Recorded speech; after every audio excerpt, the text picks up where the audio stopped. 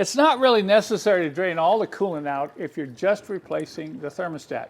But I'm going to do that. I want all the coolant to come out of the radiator because we're going to inspect it. And so far, it's looking pretty good.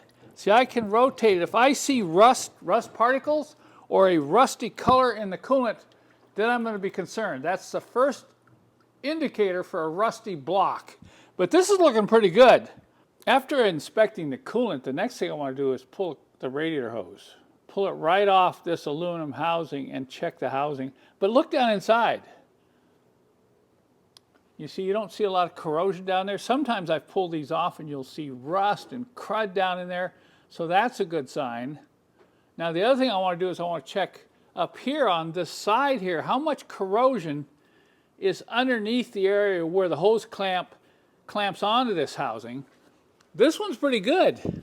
You know, we're going to buff this up with some Scotch-Brite before we put a new hose on, but I want to show you what happens. This is a real good indicator if the engine cooling system has been neglected. You'll find all kinds of corrosion and pitting. This one's been cleaned off, but when the hose was pulled off, there was all this white corrosion on there, but look at how bad that is. And look at inside, you know, how dirty and everything. See, that's what you don't want to see, because if you see this, then you could have a problem inside the block. But this is okay. I don't think I have to worry about it, at least at this point. We're going to go ahead and remove the housing here, and this will expose us to the thermostat. We had a very, very difficult time getting these 3 bolts out. I know it doesn't look that bad, but we had to use a combination of bolt rock and vibration and penetrant to get these out. If you try to drag them out dry like this, you can damage the threads in the housing.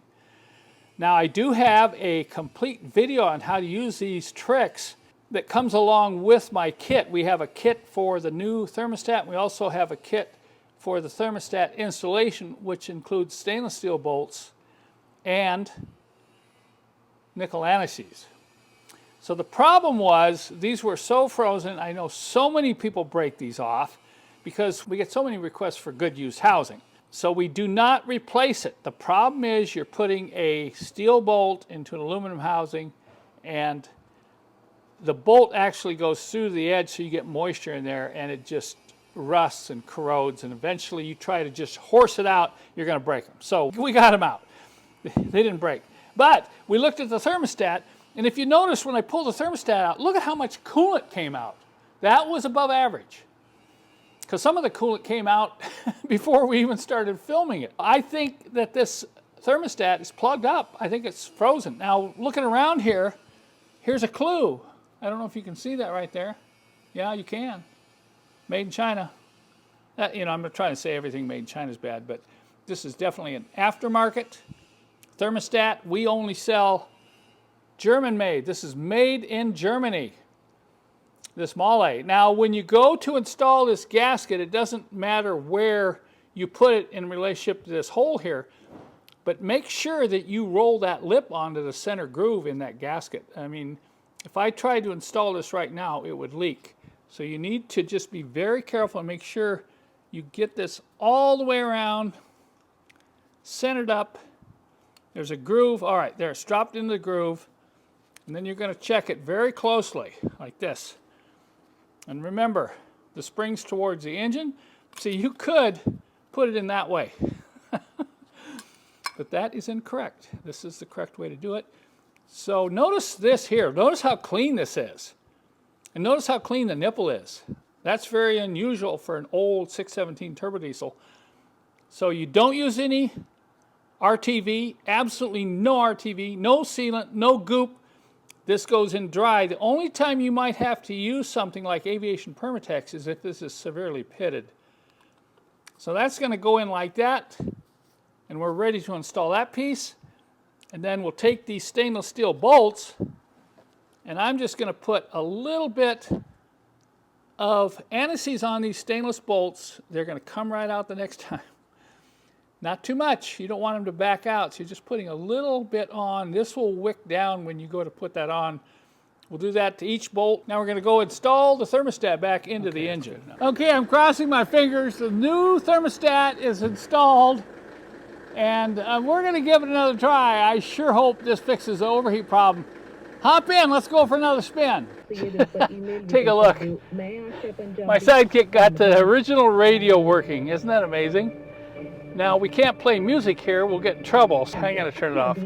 But at least you get to see that we have a radio. We have tunes for our road trip. Okay, now we notice right away, look, just idling it to check for any kind of air leaks, just idling it there for about 6-7 minutes is already up to 80 degrees. All right, take a look. We've been cruising here, just cruising. We're about 85, you know, maybe close to 90. We might have a little bit of air in the system, but I'm going to get on it now because that's what will bring the heat up if we still have a problem.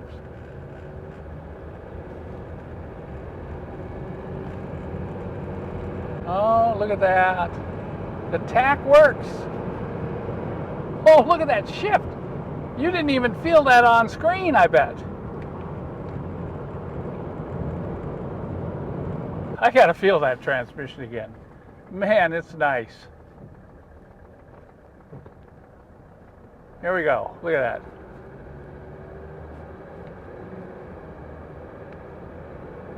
This is one of the best transmissions I've driven in one of these diesels in a long time. All right, let's see what happens when we kick it down. Okay, there we go. Woo! Okay, look at our temperature. That's about as high as I like to see it. We'll go ahead and drive it a little bit more and see if it climbs back up at all. So what I'm going to do is I'm just going to let it idle here. Look at hot idle oil pressure above 2. That's excellent. You know, if you fall below 1, that's not so good.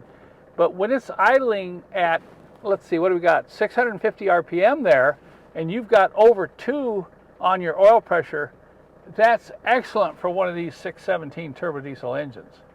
I just had Jerson take it out for a spin, and he came back and said, man, this thing drives nice, but the temperature is still creeping up. It's not like it's way overheating, but it's running up around 90 to 95. I just had Jerson take it around to see what he thought, and he says that transmission, lots of power. Transmission is one of the best he's driven.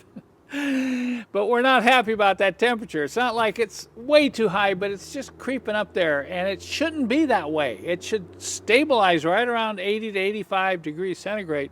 So we're looking at other potential problems here. I think you can see that the thermostat did not fix the problem. I think it improved it about 30%, but it did not fix the problem. We're still getting that overheat situation, and that's something you don't want to just ignore. And over the years, I've gotten quite a few questions from people say, my diesel just runs a little hot. You know, what could be wrong? I've changed the water pump, I've changed the radiator, I've changed this, I've done flush this, and it's still running hot. So it's back to work on old Spence here, and this car is not gonna run down the road again until we fix this problem. So we did not pass the road test. I would say almost, but not quite. So now we have to troubleshoot this problem, and what I'm going to do to end this video is I'm going to ask you who have owned an OM 617 turbo diesel engine what you think the problem is. All other comments will be deleted. It's only those who have owned and lived with one of these cars can give me a recommendation on what I should do to fix this problem. And the next video will show up when the problem's fixed. If you don't see a video, then you'll know we did not fix the problem.